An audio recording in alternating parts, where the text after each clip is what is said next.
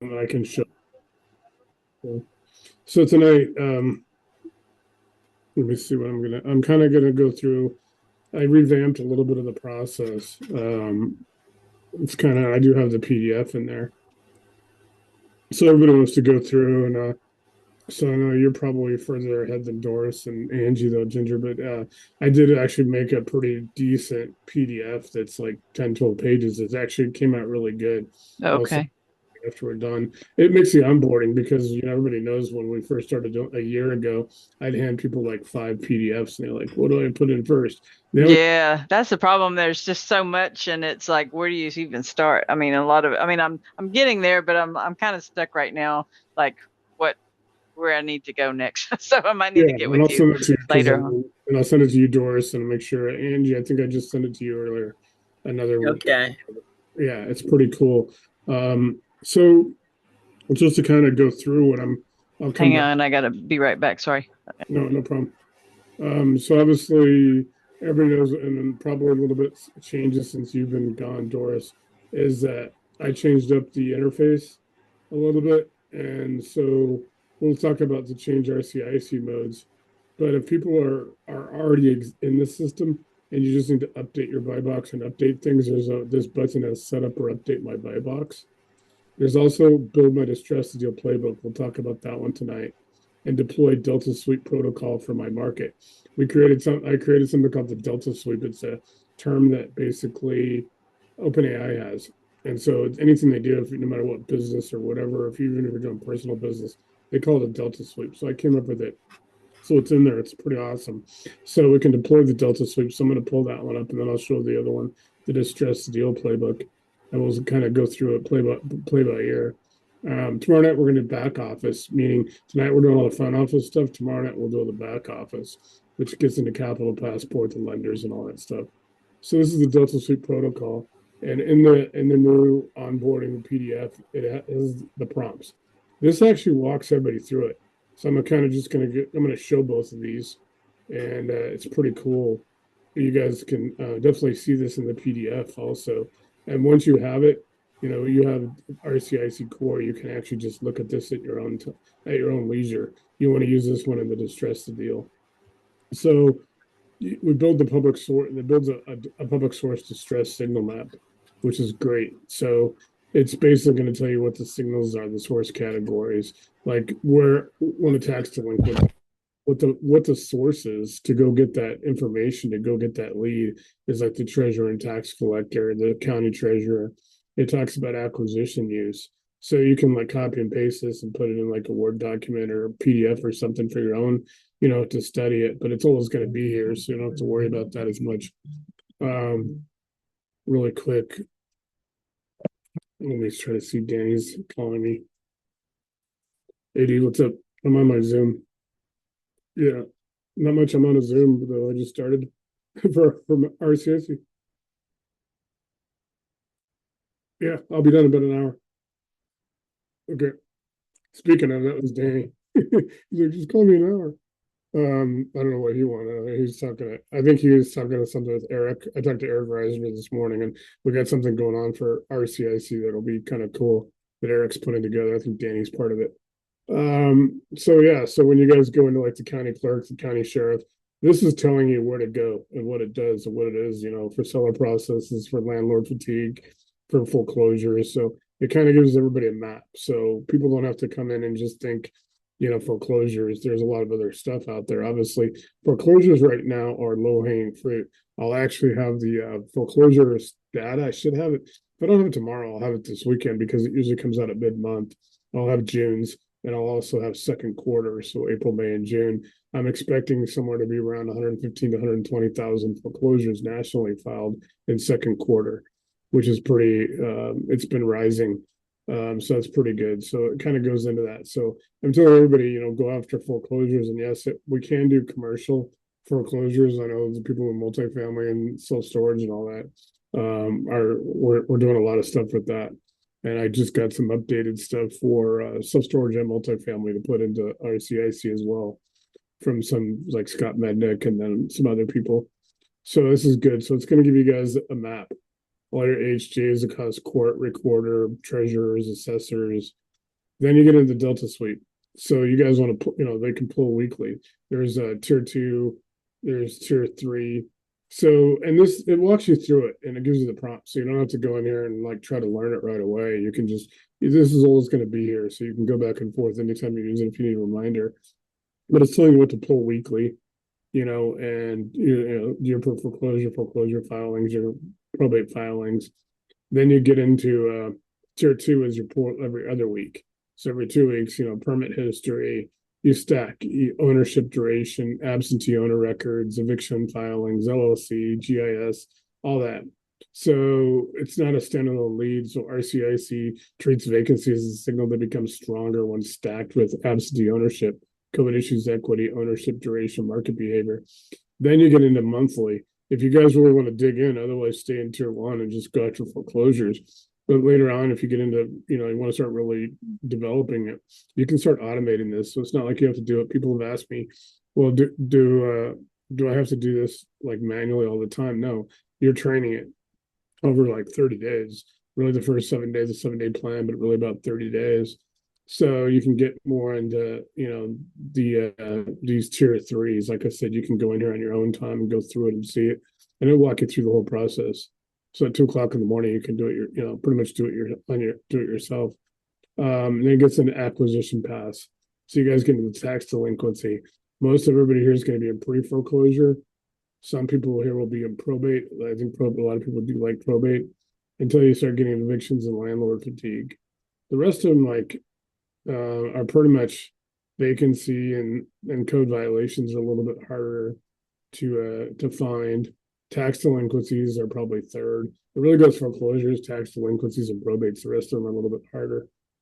So you can use those to go in and settle your pulls up. And then you get into the county level sources. It's going to talk about the AHJs, the county level, the assessors, the recorder, the treasurer, tax collector, the clerk of court for like probate, the sheriff, the GIS, is parcel boundaries, zoning overlays, floodplain, land use. Almost every county now, if they're a sophisticated county or halfway decent, they're going to have the GIS stuff on their website. That's where you can pull up mapping and all that stuff. Sometimes if you really need to go deep, they do charge for it. But I used to, when I had one of my fire department jobs, I used to be like next to the GIS office, which is interesting. All they did is maps all day. So then you get into city level sources, obviously that's a little different. State, you get a Secretary of State LLC ownership. The state court portal of county records are centralized.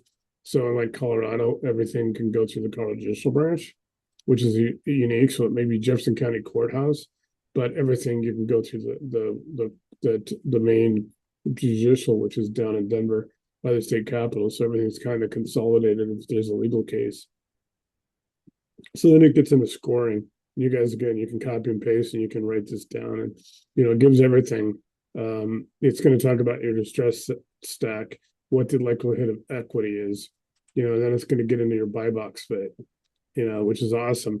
The best thing about RCIC, everything's going to meet your BuyBox. You can expand or contract, meaning if all of a sudden you've got a lot more, you got the fire hose on and you need to like turn the pressure down. You guys have ever seen on a fire when the fire department shows up and they connect the big yellow large diameter hose to the truck from the hydrant, and they go out to the attack lines, right? And you see them and they get throttled up. You hear the pump get throttled up, and that's when it starts sending water out to anywhere from 1 to 5 attack lines, usually off of an engine. So that's kind of the same way. So you want to think about in the terms that that big yellow hose that a lot of people like, what's that big hose do when you see it in the back of an engine when you're following it driving? That is, you consider the hydrants, the water sources are like the HJs. It's delivering the water. The water is like the leads and stuff. Then it gets to the pump, and then that's when it gets all throttled and directed. That's what RCIC does. It actually breaks everything down and directs it out to everybody according to your pretty much your exact needs. Everything is in a band, meaning like a group. So you have different bands. Don't skip trace everything. RCIC skip trace doctrine says only BuyBox qualified higher confidence records should proceed into tracing with scoring and compliance controls before outreach. So you want to go ahead and you want to do all after your delta sweeps and all that, you can start running comps, It's all in this system. I'm going to show you the Distress-to-Deal Playbook one. It's a lot deeper than this one. This one's great, but the Distress-to-Deal, if you're actually starting out fresh, use that one. We'll go over that one in a minute. This one's awesome, but that one's even better. So basically, I took, most of you have been around a while, know that I was sending out like 5 PDFs. The activation one that had the bit.ly, and then we also have the one straight from GPT, which you can use both. It's one's shorter, but you basically, a lot of people were like, what order do I go in this? Do I put these in? Well, now it's basically walks you through it in this system. So at 2 o'clock in the morning, if you're onboarding yourself, you can go through it, and it pretty much, it gives you a time frame. It's trying to tell you to do it over 7 days. Can you do it in one day? Yes. We've been doing it in one day, but I think it's a lot more efficient. I think it actually ends up, the situation like with Eric and like also with Fred and a lot of other people that are in the group, they tend to have hit the light bulb, meaning not them, but the AI. Fred's out there right now, and he's giving testimonials back to me that, hey, this stuff that used to take me hours takes minutes. So we're getting a lot of good feedback about this, getting these leads out there and getting, these guys are generating hundreds, if not thousands now. So we're trying to get everybody in that same situation. Going back to what I said earlier, when Adam, ATTOM data releases their information this week, I'm expecting 115,000 to 220,000 foreclosure filings last quarter.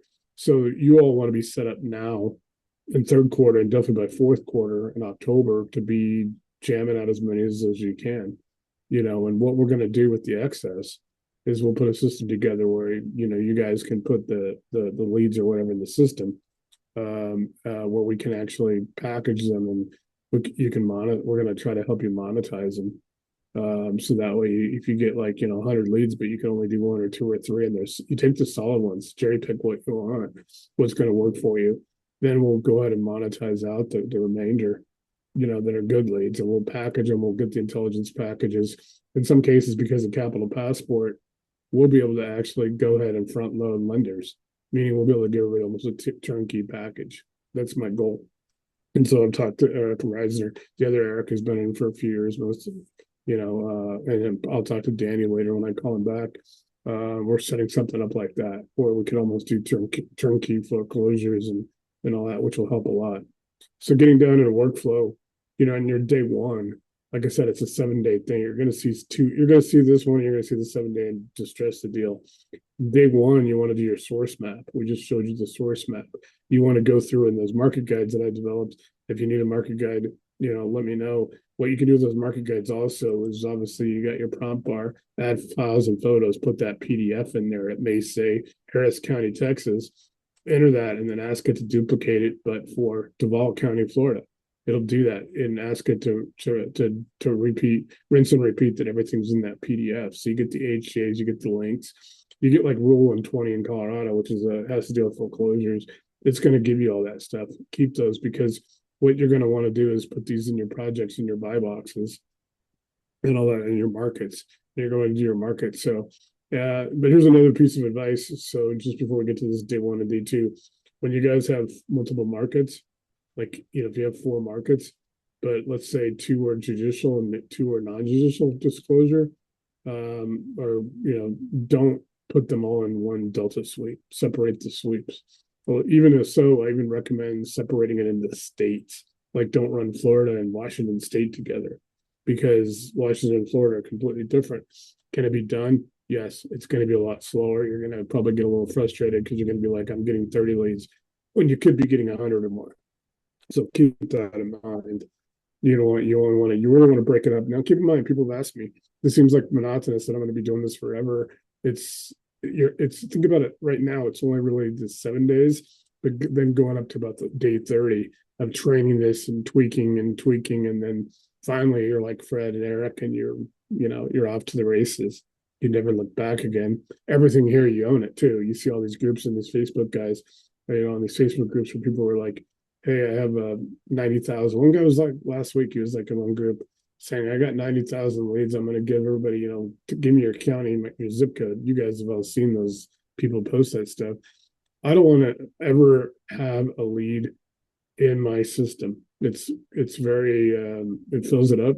I don't need that much, data going through it. You have to get servers. Where do you store it at? I want you guys to have all your own leads. That's what RCIC is about. I don't. That's why when people ask me like, "Do you have leads?" I said, "I don't. I don't sell leads. I make sure that everything goes to our operators. Nothing really is going to be retained unless we do some kind of a special program, but it won't be for leads. And you guys will always be the first to know about it and to put input into it. I don't ever want to like have, like, yeah, I got 10,000 leads, because what happens if you have a lead, if you have a subscription and they go out of business, or they start needing to generate revenue. So they start selling, everybody, you guys see all this stuff like, hey, exclusive, get exclusive leads. Pick your, see if your county's available. Well, how tempting do you think it is for some of these people just sitting on that many leads to go sell them anyway? You're never going to know if they sold your leads. So rather than that, RCIC is set up where everybody owns everything. You own the only, to be honest, if I wasn't available after today for any reason, you guys are good. Everybody in the RCIC operator is good. You own your own GPT stuff. You own everything. You can build onto it. You've got all the prompts. You got the Facebook groups, but you got a lot of stuff to go out there and so you're safe. The only areas that we have to worry about that is like RCIC systems, the highway, because that's for people with a little more structure, or any of these apps, because those I have to physically go in to make changes. Like today, I worked on rehab scope of work, reworked it. This weekend, I'll be working with Eric Reisner and Danny Scully on this their program. But I want you guys to know that you guys everybody's always good. You own everything. You can build onto it. Eric and those guys have built onto their own systems. They've actually taken it to new places. I encourage that. You guys own it. It's like you don't have to come back to me and say, I want to do this with it. Go ahead and do it. If you need my help with it, then let me know. If it's something really cool, I just ask everybody to like, hey, do you want to share it with the group, because it could help everybody. If you don't want to do that, it's fine. Or if you want to, it's up to you. Again, you own it. If you develop something, it's cool. So you get the source map on day one. That's when you want to go through and put those market guides in. Day two, you start pulling 3 source lists. Recommended first pull is going to be your foreclosure. Go pull your first pull. Go pull foreclosure lists in those markets. Go pull Jefferson County, Colorado, or Fulton County, Georgia, or Maricopa County, Arizona. So go pull your first one on day 2. Export to CSV. It'll generate a CSV. The good thing is CSVs, all those CSVs can be entered into the apps, but you want to save it on a CSV and you want to save it in Excel. If you've never seen a CSV, when you open it, don't look at it because you won't understand it. It's all code. Just to let you guys know, but go ahead and save it to CSV and save it to Excel. Then you screenshot or document source access rules. So go ahead and like screenshot. If anybody wants, I can give you guys a program I use called Screenshot. It's Shotter, but it's SHOTER. I don't know what version's out. It's free. And I've used it for like 10 years, and it's pretty cool to get screenshots. I also use a program called Photoscape, which is awesome. I've used that. I used Lunapic, LUNAPIC. So I use Photoscape and Lunapic, and they're both free, and you can do a ton of stuff with those. It's pretty cool. So I'll give everybody those kind of documents where you can, those websites. Then you normalize records, and all, that's important. You can also, like I said, copy and paste it. You'll get the property address, the parcel, the APN number, the owner name, the mailing address, the county, the city, what source type, what's the signal date, when is the signal, like Jefferson County comes out tomorrow. Out of my 16 counties, and from Casper, Wyoming, down to Pueblo and all that stuff, I have 16 counties. I will put that in. That's tomorrow. 8 of them will release tomorrow, so it'll be July 16th, 2026. And so you can put in the signal date, signal status. It walks you through all the statuses. This whole thing walks you through it, and you don't have to worry about saving everything because it's always going to be there. So you can go and refer to it anytime you want. Amount owed if it's public. There's a case number if it's public. Ownership duration. If it's an absentee owner. Estimated equity band. All the notes. What the delta score is. We just talked about that. What the next action is. So then day 4, you're going to want to start stacking signals. You cross-check each record against, the different agencies. Most of the time, you're going to want to go back to the assessor The assessor's got a lot of good information. You want to go back and look at permit searches because guess what? You can find out a lot of the skip tracing information in permits. What happens if they've had a building permit? Well, the contractor has to put the owner's contact information in there. That may not be the case. They may not have had any permits, or the last permit may have been a previous owner, but generally, so if you go and find a permit that's recent, you're going to have all the contact information. You don't have to skip trace. It's right there. Assessor, recorder. Some counties, in my county, and a lot of the ones in Colorado, it's the clerk and recorder. Generally has the office for where you give foreclosures out to public trustee. You get in the court searches for probates and vacancies. Don't chase lists, chase stacked verified signals that match your buy box, not mine. Then validate value before outreach and offers. Then you want to get in day 5, and this is a 7-day thing. After 7 days, you're all good. You're going to be good. You've trained it. Now you want to put the prompts in. There's prompts. You put them in like we've been talking about. This thing's going to start firing all signals, cylinders for you. Here's the top 5 elite review. You get a property fact sheet, source screenshots or links. Get a signal stack. It tells you what a signal stack is and how it's determined. Ownership summary, all your risk flags, your preliminary acquisition path, the valuation task list, outreach readiness status. So then you guys here's all your templates, right? You can copy and paste these. So, you can go through and here's your Delta Sweep lead card. You can copy and paste it. You can put it anywhere you want. What you want to do is copy it, put your box down here, ask GPT, and then you can just go through and fill it out, with your mouse. I recommend using a mouse for this because then you guys can just go, bounce about right through it. And it walks you through where to put everything. You get all the information from the NEDs, the notice election demands, all the different paperwork. Fill all this out. Here's your source map template. You can also do this for your markets, your county, your primary city. Where's the assessor, the URL, what data is available, export available, all that stuff. You get in there. Here's a recorder.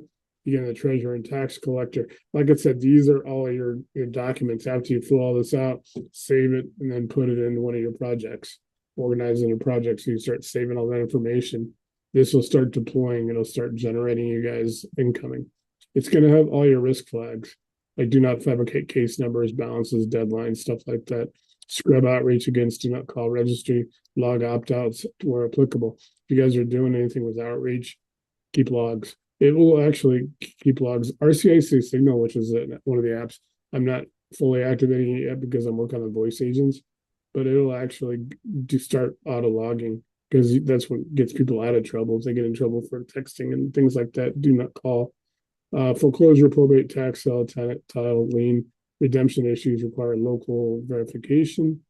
This is going to tell you, like I said, it's 5 business days is the time box. Generally, I say up to 7. Weekly maintenance, 2 to 4 hours per week after that to run your business to do all this. And then you got minimal visible output. You get 1 data set, get 20 normalized records, 5 scored leads, and 1 verified acquisition path. So it said you can go put your city, county, state. It'll convert this into a county-specific AHJ source map with exact offices, likely portals, search paths, and your first 7-day operator action plan. So when you come back to your own RCIC core, go through this, but then come down here and do this. But like I said, go and then put in your city, county, and state, and let it create that. And then save it in a PDF. And then you got that, and you're ready to deploy it. So I'm going to show you guys this other one real quick, and then we'll go ahead and some other stuff. BuyBox Distress-to-Deal Playbook is the most complete. If you are you haven't done anything or just started and you need to kind of redo things, this is where you started. A lot of it's the same what I just showed you. It goes a little bit deeper. This is a 7-day thing, and then after that, you're off and running. Like I said, people have done this in like a day or 2 days. Take the 7 days, take the time to do it because this thing really blows up for you. It'll start generating. It's like like I said, drinking from the fire hose. Most fire engines today are like they run at 1,500 gallons per minute, and they used to run at sometimes 100 psi, 200 psi, things like that. They have to obviously pump the psi up if they go to like second, third. They start going up in floors. But that's pretty much what I'm trying to use as an analogy. You get water and it gets throttled up and it goes out to the attack lines. Those attack lines are your strategies and all your resources. It's pretty cool that way. So your machine should move through these stages. Distress intelligence, that's where you're going to find all the foreclosures and all those stuff we just talked about. Deal analysis, market reality assessment. It'll run ARV and comps. There's skip tracing. It's going to start that skip tracing war room. Rehab and scope of work. There is a rehab mode in the modes. I'll go through the modes before we jump over to what I'm going to show you the rest of the night. And then there's comms and outreach. We have a comms mode. That's where, you start working on texting, emails, phone calls, scripts, things like that. And that also gets in dialer VA operations. I am not at this time going to pursue a dialer unless things change in the next 6 months to a year. Deal Machine got rid of their dialer for a reason. And there's a lot of risk in that. But RCIC will do everything up to that point of actually making the calls or doing the outreach. People still got to do it if you don't want to do it yourself. There's VAs and things. Dakota Taylor in our group is looking for anybody who needs a TC or a VA. The Dakota's awesome. Like I said, I met up with him in April when he came out for Pace Morby's event. I met Brandon Lamb was there and Darren Paul from the group. So if anybody's interested, I can connect you with Dakota. And he's got all the RCIC stuff too. There's a BuyBox. Here's your BuyBox card. Again, you can copy and paste this like this. I use a mouse. Go ahead and put it in, and it'll actually help you fill it all out. Here's your distress source map, like we just showed you in the other one. So this is exactly the same. It duplicates it. It has priorities. That's the only difference. Your first operational target is simple. You want to identify 3 sources, attempt access to at least one, pull or request data, normalize 20 plus records, and then produce a top 5 priority list. It's going to walk you through the whole process. You can probably do it in less than an hour for the first time. Lead intake template. Use this for every raw record. Here you guys go. Just copy and paste again. This is showing you all the information you can go and get from the NEDs, the NODs, all the documents. Just copy and paste it, put it in your box, and you can import it, and you can copy and paste it or save it in your projects.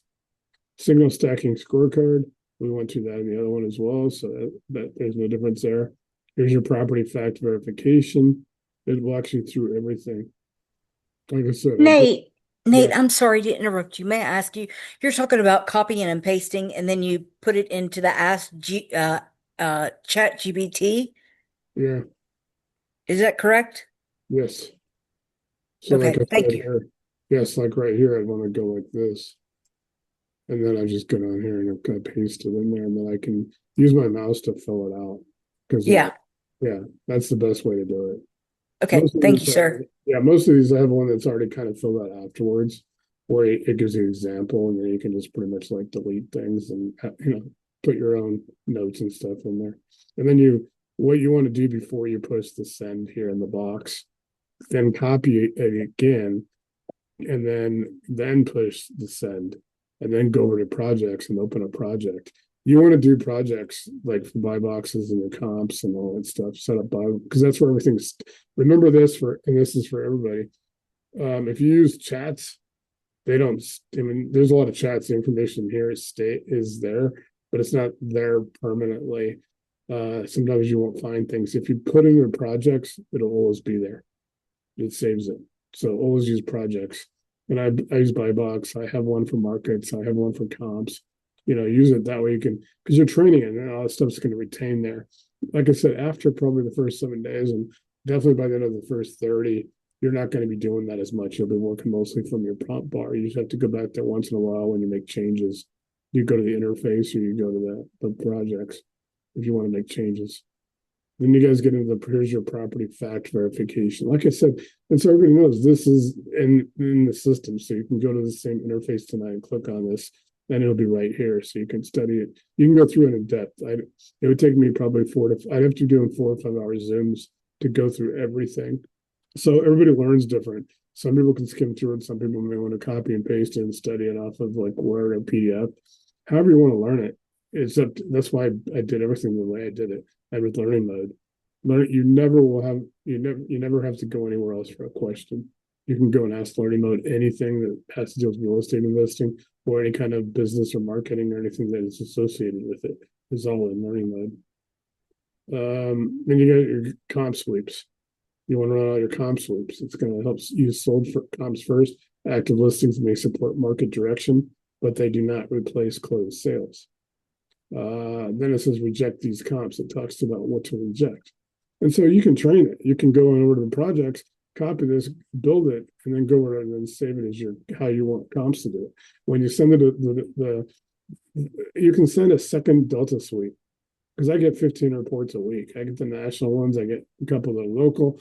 I get one for surplus and overbid from my state now because I'm studying that. I get one, there's 15 of them. You can start getting those as well. They'll go to your email, you click on it, you come back. I think I've shown you guys where those are found. I'll show it tonight, but I'm not gonna stick to it because, like I said, for those of you who just kind of joined late, YouTube actually removed the Thursday night's video. That was the first time out of like almost 500 videos I've had removed because I showed apparently to them non-public information when I actually showed public information. Because everything I'm showing to you guys, it's public information. If you can just go to a county's website and pull it, it's public information. It's a public record, but their algorithm doesn't know that, and they don't. You guys don't know that's all algorithm there. They don't. That's how they don't have to pay a lot of humans. Here's all your ARV output format. Then you guys get into deal analysis, market reality assessment. Remember, it is market reality assessment is what we call it. I do have a YouTube video showing. I forget, I don't know if Kevin's still on. Remember, we did one on my grandparents' old house in Denver, and it's pretty thorough. We spent about an hour on the Zoom going through it, and it went through at 4 levels. It looked at the street, which is William Street in Denver. It looked at the neighborhood. You go out to the next set of 4 streets. I used to ride my bike around there, those 4 streets when I was a kid at my grandparents' house. And then it goes out to the major streets, northwest, south, and east. And then you can do the whole county. So you can go to 4 different levels. It's going to tell you everything's going on real estate wise, all the pricing, all the markets. It's going to go through a lot of comps. It's also going to go through the education system, what schools, what's going on with crime, what's going on with employment, jobs, things like that. It gives you it's like when a real estate agent does a competitive market analysis. So use market reality assessment. You want to have a project for that as well. You can start going through and can I get a market reality assessment on, you can go in and ask for the whole zip code. I can show you guys how quick it is, but you can go, like I said, you can go to the specific street, find out what's going on in that street or that actual neighborhood or that subdivision, or go find out what's going on in the next neighborhood. You can go to 4 or 5 levels on that. You can go to a whole zip code. Sometimes in some zip codes or in some counties, you may just want a couple zip codes. El Paso County, Colorado, you don't want every zip code because the good stuff's not happening in the older, the good stuff, meaning foreclosures, are happening in the newer subdivisions, and rather than the older ones where there tends to be probably more probate because a lot more people are passing away and stuff. So you guys, RCIC will tell you all this stuff. It'll give you the intelligence of what's going on in that county. When you start getting those reports, it'll start telling you 80906 in Colorado Springs is different than 80917. They're right next to each other. 80906 is an older neighborhood where there's a lot of probate. A lot of people own their houses outright. People have been there forever. It's on the west side of Powers. Powers runs north to south on the east side of Colorado Springs. If you guys look at the Colorado map, I-25 runs on the west side. It's where the Air Force Academy is. You can go to Fort Carson and all that, Cheyenne Mountain, NORAD. So 80917 is just to the east of that. It's all brand new, going north and south all the way up and down that area for probably 7 or 8 miles, probably even longer. There's a lot more foreclosures in those areas. There's a lot more on the west side of I-25, the whole central between I-25 and Powers. A lot of older. It's an older community, older city, Colorado Springs. But the west and then the east side, and some of the southern communities like Fountain and Security, Widefield, things like that, there's a lot more foreclosures in those areas because there are a lot of newer homes, some of the areas a lot around the military. Peterson Space Force Base, Schriever Air Force Base, NORAD, Fort Carson Air Force Academy are all there. So you got a lot of movement to military. So strategy, path, decision time. So here you guys go. Now you got all your flat, these item 10. These are your strategy paths. It has your wholesale path. So it's going to teach you, it's going to go through what your path is. You can assign this in there. It'll tell you what the recommended paths are. It may give you 3 or 4 of them. It may say, you know what, you can wholesale this right now, but if you want to flip it or you want to rent it, or if you want to do BRRRR, here's BRRRR. If you want to rent it or buy and hold, if it's innovation or listing referral path, it's going to go through that. Then you can, if you need to know what that is, you can copy and paste it and ask right now, or you can go to learning mode and you can go through and ask it to teach you about innovation. You can ask the beginner, intermediate, or expert. So in other words, you can go, can I have the community college version, or do you want the MIT version? It's up to you. However you want to do it. Everything is set up for you to do, basically tell it what you want and how you want it. It's going to deliver. 100% of the time, you're going to get what you want. It's yours. This is why it was built this way. You got the pass and recycle. If ARV is speculative, seller authority, buyer demand is weak, things like that. There's issues. If you guys get into offer logic, and here you guys go. Here's all your templates.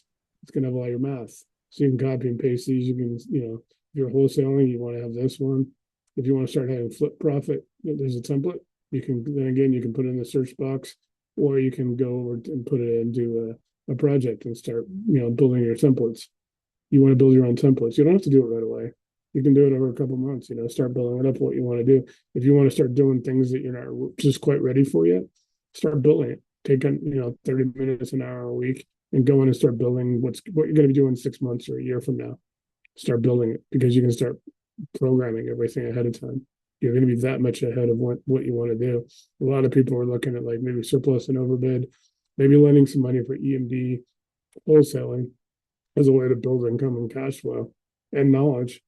And while you're getting ready to buy rental properties, buy multifamily, buy storage, buy do flips, things like that.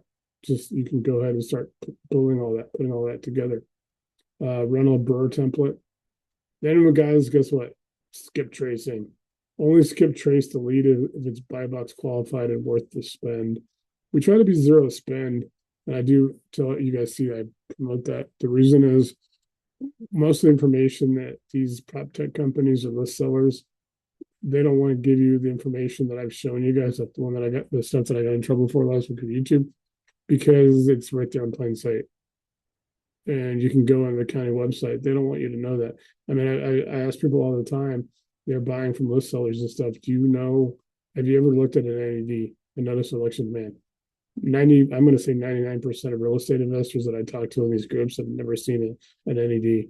Most of the people in our group have just seen it for the first time because I presented it. So a lot of the information that people need for skip tracing is in those, the NED, the NOD, Lis Pendens, a lot of stuff that they don't want you to know because they want to sell you another subscription, or they want to make you dependent on them. You are not dependent anymore. You are independent completely. It is yours, ownership. Everything is you. So you don't need all these third parties anymore. Most people in our group are never going to have to spend money, unless you really want to.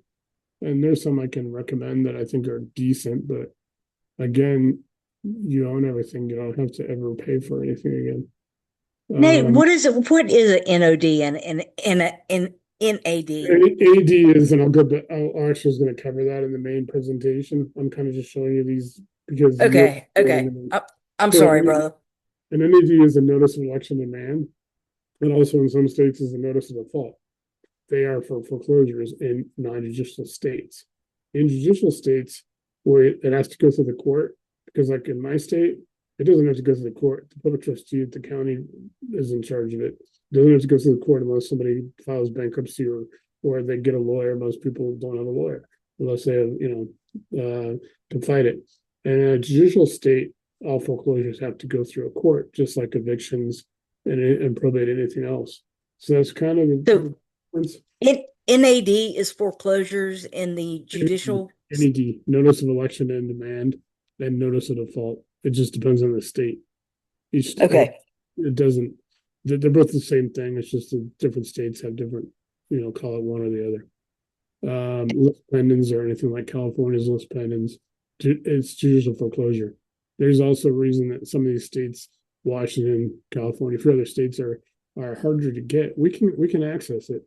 RCIC cannot go through a paywall, but it can go through. When I was telling people about people are always building scrapers. Everybody in here has seen people. I built a scraper. I got a scraper. Guess what? I told it I wanted a strip mine. I'm like, I don't want to take just the surface off. I want to go like, I want to bring the big excavators.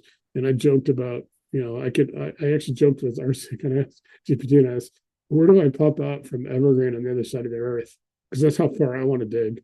I want to go all the way through. It says it's like 7,918 miles, and it told me all the crap that I'd have to go through. And I'm like, yeah, I'm good, not even going down 100 feet.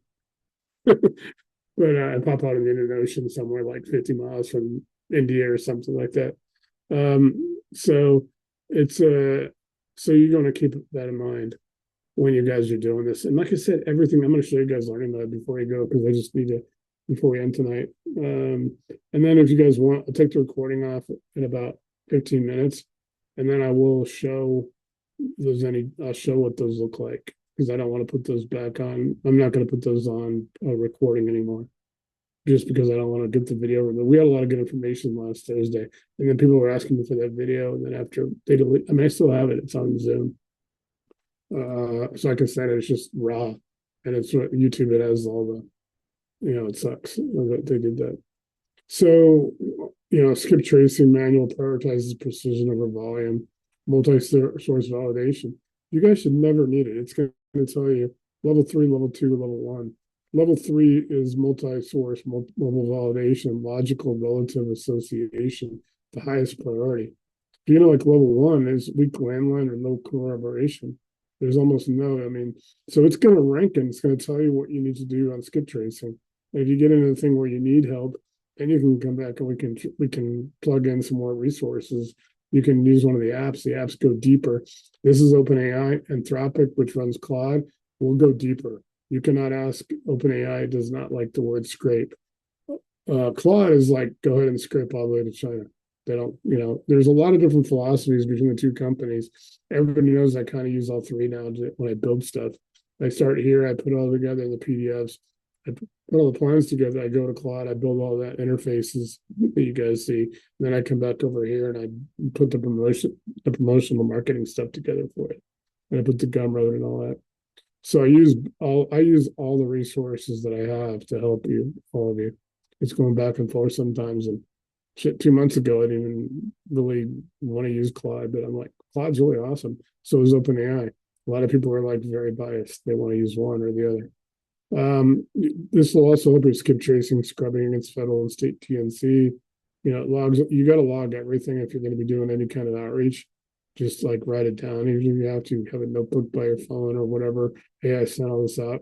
You want to have, resources. You want to study that. If you need to help comms mode, we'll actually show all that. It shows all the rules and where to go to do things. How to get your phone number. You don't use your personal cell phone. How to register your cell phone with the providers. So when you come up with caller ID, you don't want to have it. You don't want a caller ID say you're AAA, whatever property or whatever, wholesaling, things like that. You want to have something different. Also, don't use the White House hold for the president. I was joking about that last week. That's always one I was saying on caller ID. The White House hold for the president. Well, I'll take that phone call, and it's somebody like trying to sell something over the phone. So then you get the outreach system. First touch message structure. Who you are, why you're reaching out, low pressure context, simple call to action, respectful exit. Here you go. Here's your SMS for texting. You can copy and paste. You can open the editor so you can go in and change it. You can edit these yourself. This is your script. So you can go and fill in the blanks. Here's your voicemail if you want to leave them a voicemail. Nobody thinks about voicemail out there. I put like a bunch of stuff that really is effective and good practice. But a lot of other people just skip right over. Voicemail, if you have to leave a voicemail, you want a completely different message than what you're doing if you're texting or if you actually reach somebody. Email, here's your email draft. Here's all your deal flow conversion conversation engine. It's pretty cool that way. Then you guys got your reply classification. So everything has replies. And you can log everything now. We've got Signal going, and Deal Desk has a Signal it also has buyers and sellers. It'll start auto logging everything. We're gonna, you'll have to connect a dialer. There's $4 or $5 are decent if anybody wants to do that. But like I said, if you don't feel comfortable, you guys have better information, better intelligence, you're more personable than getting a VA or a cold caller. So if you want to do that, like I said, you got Dakota Taylor in our group, and he has RCIC, and he'd love to do that. He can also help you TC stuff. So then you guys get in your CRM pipeline. Here's your pipeline. It gives you all your stages for your pipeline. So you can copy and paste this, and you can put it together. And there's a way to make a poor man's CRM. It's Gmail. Get a Gmail account, free. Google. It's always going to be there. Then come back here, and you can go into what they call now plugins over here on the sidebar, and you can pull up Gmail. As long as you got your login and you got your password because you already set up your Gmail, it'll take you less than a minute, and you can actually direct all this information that you're building, not just here where you put in your projects, but also on your canvas. This is called a canvas. I'm not sure what Claude calls theirs, but you can have all this information sent to your Gmail. So it's a great way to do a poor man's CRM. Hey, would that go to your calendar, or is it just go your email, or what? Just your email? It's your email. I mean, you can do things with it. You can do things with it once it's there, like calendar wise and things like that. Oh, okay. But I just did because a lot of people are like GIHL, and I'm like, why get another subscription until you really need it? Yeah. Do a poor man's CRM. Use Dropbox. Use Airtable. Airtable has a free version. It's an AI thing. It's actually available in the plugins as well. But you can go on and watch a couple of videos on YouTube on how to set it up. There's actually people on Fiverr that'll do it for like $100. Set up, and it's like you put all your stuff in there, and it automates it. So Airtable, Dropbox, GHL. But like I said, a cheap poor man's version of a CRM is Gmail. So it's kind of, then you got your contract to close handoff for transaction coordination. So like I said, in the rehab and scope of work layer, I worked on rehab and scope of work today. We do have rehab mode. We also have the rehab scope of work engine, which is an app, which I worked on today a little bit. So you can go through there and look at that. It's got the scope of work template. Our scope of work with the mode and with the app is 89 line items. You can actually add line items. You should never need to add them. It goes out 5 draws. You could actually manually change that to 10 or 12. Most people, unless you're doing huge commercial or you're doing scrapes and rebuilds, you probably never need more than 5 to 8 draws. You can go 5 draws and go 2 weeks each, or you can go 5 and go 1 week each. Or if you have to go longer, you can go 8. You can do all that. It also has a punch list. I think there's 39.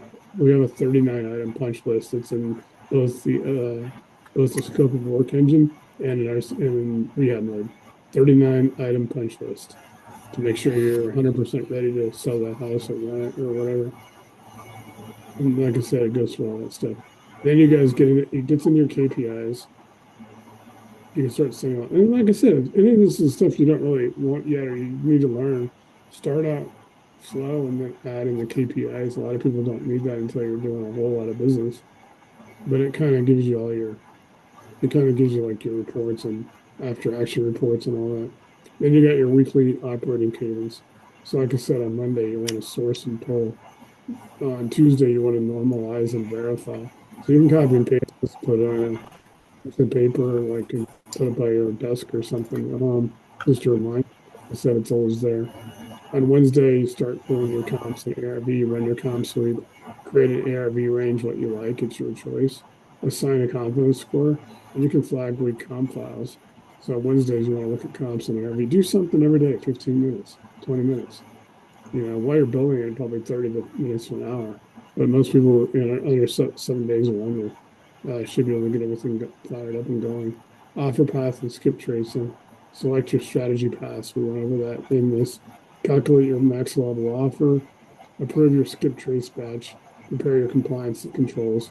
Try to do all your outreach and follow up. I mean, you're going to do this stuff every day if you get a hot lead. Obviously, if you get something at 8:05 and it's good, you want to start working on this.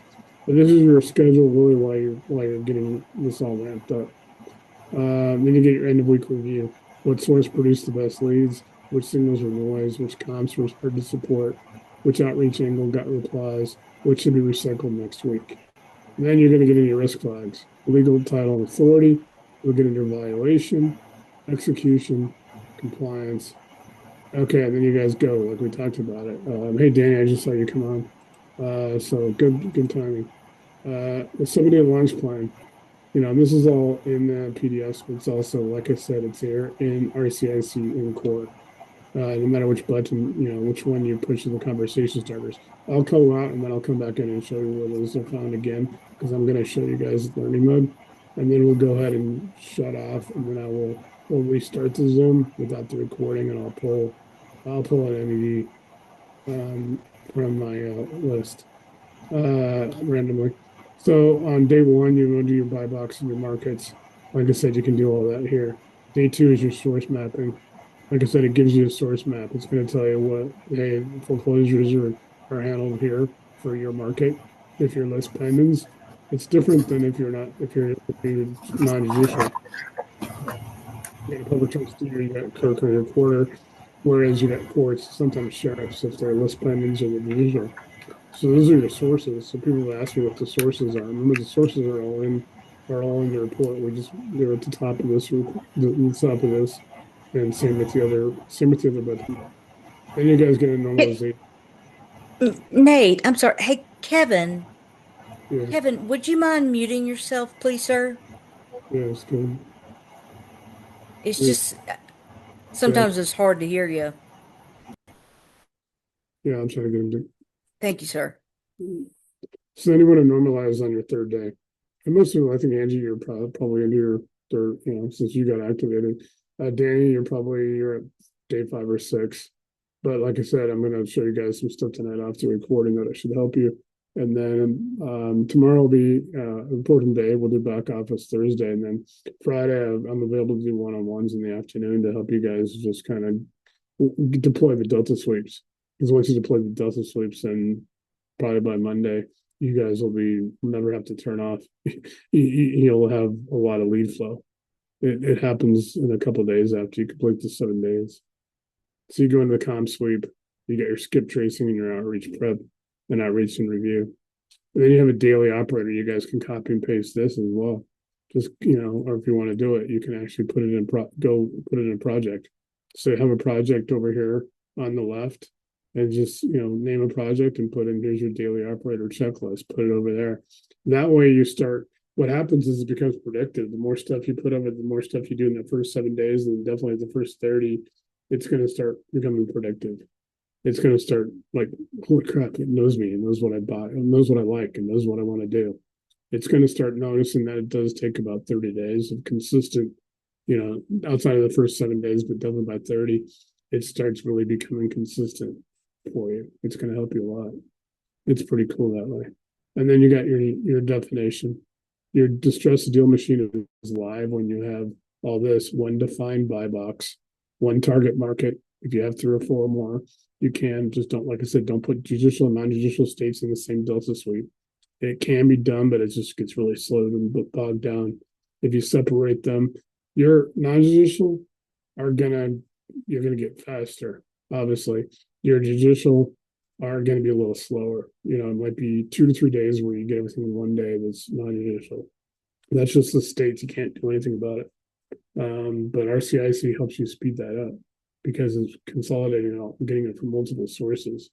So it does help, but there's some things with the states and the governments that we can't overcome. We can't go through paywalls, things like that. You want to have at least 3 mapped sources. So that could be, where foreclosures are, where proof foreclosures are, whether you're looking at probate or what are you looking at? Those are your sources. Get one real data set. So pull your first data set of your foreclosures in Maricopa County, Arizona. That's your market. A ranked top 5 priority list that'll help you make that. Verified property facts for top leads. So the property, what you like, this is all what you like.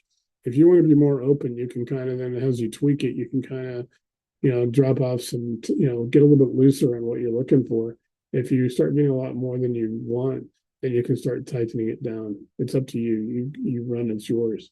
And, like I said, in the mornings, 7 days a week between 8 o'clock at my time and noon, I can help you with that kind of stuff. I try to save the afternoons for calls, one-on-ones, and things like that. But in the mornings, we're pretty effective at getting things fixed. we call it tweaks because everybody needs a tweak here and there. Until, like I said, these guys that aren't on these anymore, there's probably 20 of them. The reason they're not on because they're fired up. Their systems are full. They're out there. So you get your ARV ranges, confidence levels, all your offer pass decisions, skip trace readiness is all there, your outreach, CRM stages. Like I said, 7 days. You'll have your first working pipeline in 14 to 21 days, probably actually sooner. After 7 days, you'll probably, between days 7 and 10, you'll start getting your pipeline going after you build it, because it does take you're not going to get any new leads on Saturday or Sunday. You may not get them on Friday in most markets. Some markets you will, because you guys know government. People that work for the government at whatever level usually like to check out early on Fridays. First meaningful performance, like I said, this could take up to 30, but generally up to 7 days gets it all fired up. Sometimes between day 7 and day 30, you're all fired up. So let me go back real quick to go out of this core backup, and I'll go back to core.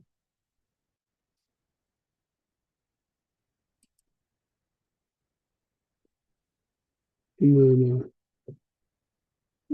then core. So you guys know, okay, let me go back real quick. So I go back to core, guys. So I was just showing you guys this one, Build My Distress-to-Deal Playbook. The first one I showed you is deploy Delta Suite. If you are in onboarding right now in that 7 days, you need to be in Build My Distress-to-Deal Playbook. That whole thing I just showed you guys is all right here. Remember, everything works in your prompt bar. You can add files and photos here. It's changing from 5.5 to, and that'll change automatically. You guys, so if you're new to GPT, it'll change. You guys will see up here on my bar. For a second, where it says RCIC Core 5.5. You guys will see changes that will happen. OpenAI will deploy the new model, so it'll happen in your sleep. I will adjust it if it gets to 5. I think there's 5.6 coming out, and if that gets to, then I'll just change it in here. But it does not affect you as much as you would think. It hardly does at all. So if you guys see it, all of a sudden it looks like there's a different model. It's OpenAI is constantly in development. So real quick, I'll show you modes, and then I'm going to go ahead and turn off this recording. I'll come back off. We'll still stay on a Zoom, and then I will go ahead and pull this. I'll go ahead and pull one of these.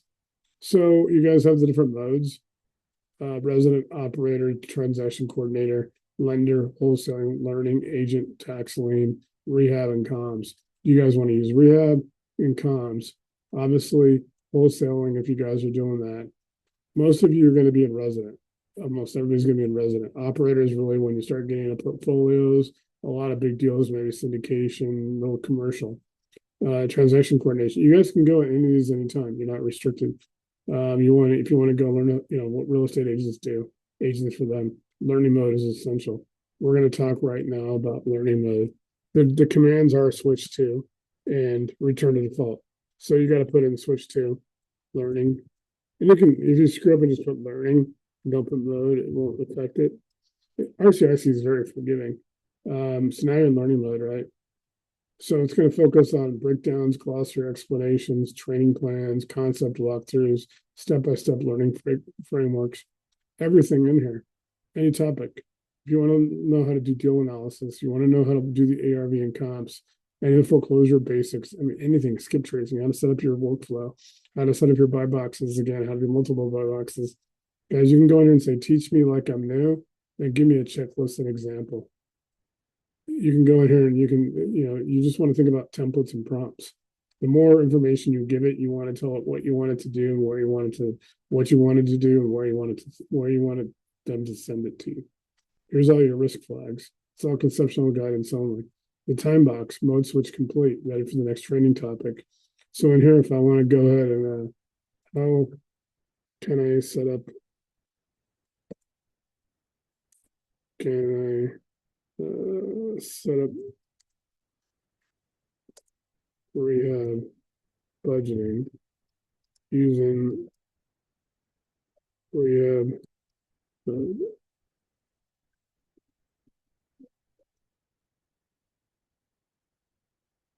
Be direct, ask questions, spend time on here, ask it all kinds of anything you want to know, anything you're out there on Facebook groups, and you start seeing people asking about.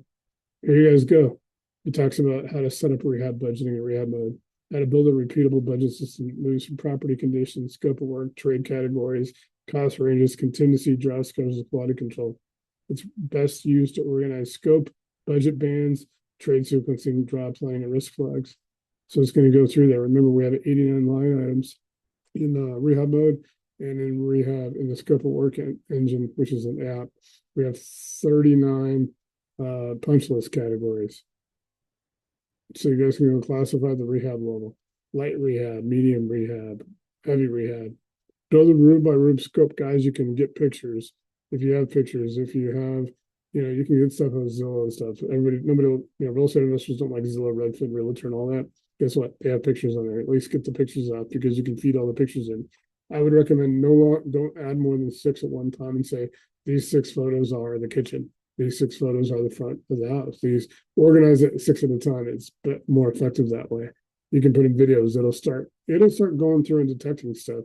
And you start running stuff like in comps, you can actually start running, seeing what people are doing. When you run your comps, you can go out and look at, you're buying 121 Main Street. Go look at 123 Main Street. Go look across the street at 122 and see what they're doing. Put those pictures in there. It'll start helping you. I'm working on stuff for pricing all the time. So that is where you go for learning mode, to get out of that really quick. All right. So I'm going to go back to, I'm just showing these guys for, you guys want to just bounce around once you guys are fully onboarded, which I'm going to go through real quick right now. I'm going to go ahead and, so I'm going to go ahead and take the recording off.